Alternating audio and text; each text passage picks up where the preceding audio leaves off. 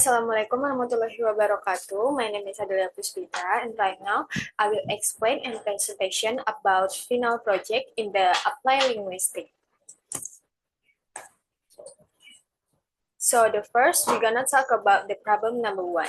So problem number one is Mr. Thompson is a linguistic studying the use of language in a new reporting.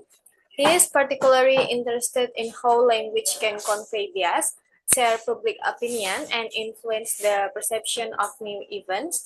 Mr. Thompson analyzed articles from various news outlets covering the same event to identify linguistic patterns that might indicate bias. He also considered the impact of this linguistic choice on the audience understanding and interpretation of the news.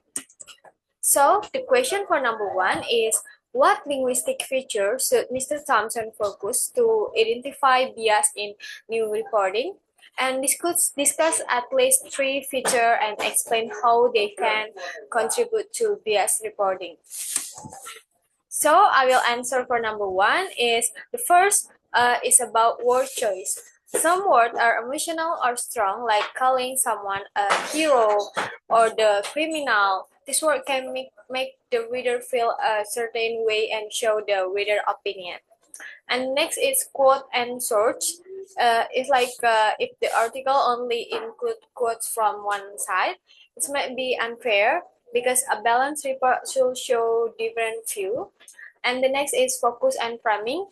Reader may choose what to show or leave out. So, for example, talking only about violence in a protest can make it seem worse than it really was. Okay, next we're gonna talk about problem number two. Problem number two is like, imagine you are a language planner working for the government of a country with a diverse linguistic landscape. The country has several indigenous languages spoken by different ethnic groups, as well as a dominant national language used for official purpose. And your task is to develop a language policy that promotes linguistic diversity while ensuring effective communication and national unity. So for the question number two is, how can the government promote the use and preservation of indigenous language through education? Okay, for problem number two, the answer is, the government can support indigenous language in education by, first is teaching them in school, like include local language in the school subject, like especially in area where they are spoken.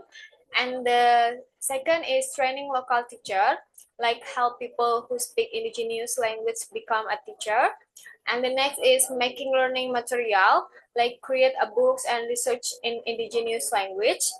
And the next is using both language, like teaching students in both the national and local language, especially in early grade. And the next is involving the community, like work with local people to keep the language and culture alive in school.